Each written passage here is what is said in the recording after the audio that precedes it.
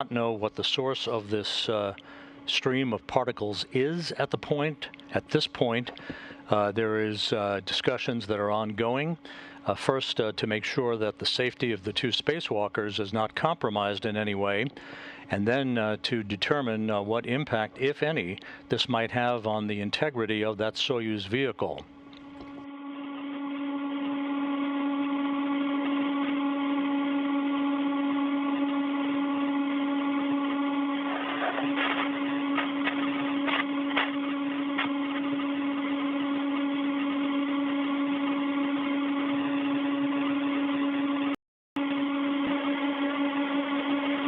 This is Mission Control Houston, and to illustrate what we have just been discussing, this is the Soyuz MS22 vehicle that is docked to the Rosviet module on the Earth-facing side of the Russian segment of the station. And this is the issue that's under discussion right now here in Mission Control and on the loops with the Russian shift flight director and other Russian specialists as to what may be causing this stream of particles that appears to be coming from the area of the instrumentation and propulsion module of the Soyuz MS22.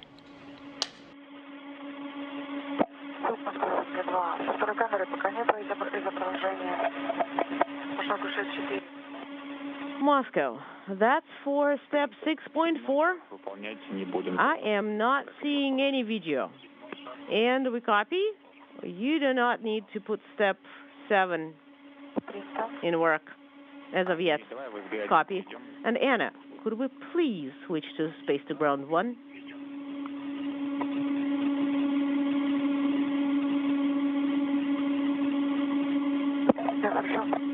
Copy.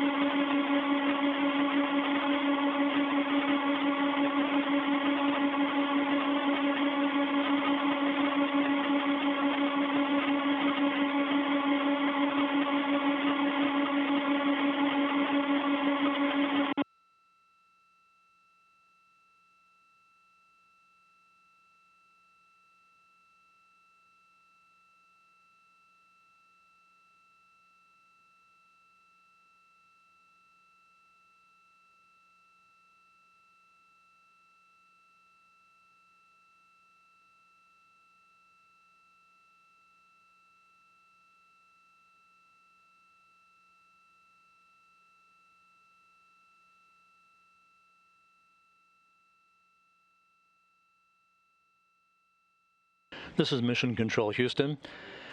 You're looking at a close-up view of the area of the Soyuz MS22 spacecraft that began streaming particles of what could be coolant fluid that began about 45 minutes or so ago. This all happening while Sergei Prokopyev and Dmitry Petelin were in the airlock, the Poisk module airlock on the opposite side.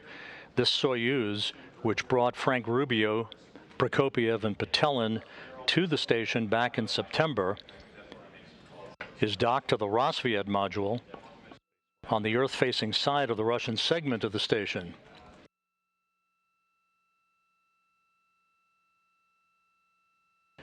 The Soyuz, again, is attached to the Earth-facing side, to the Rosviet module, where it docked back in September.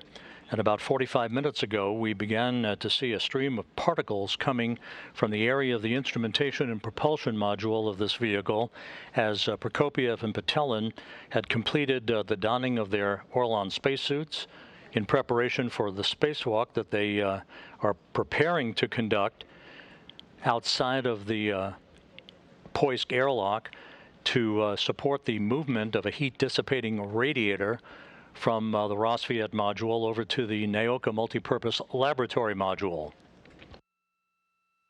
The actual movement of the radiator would be supported from inside the station by cosmonaut Anna Kikina, operating the European robotic arm, while Prokopyev and Petelin disconnect a number of cables, monitor the relocation of that radiator, and then hook up mechanical and hydraulic connections for the radiator to Naoka.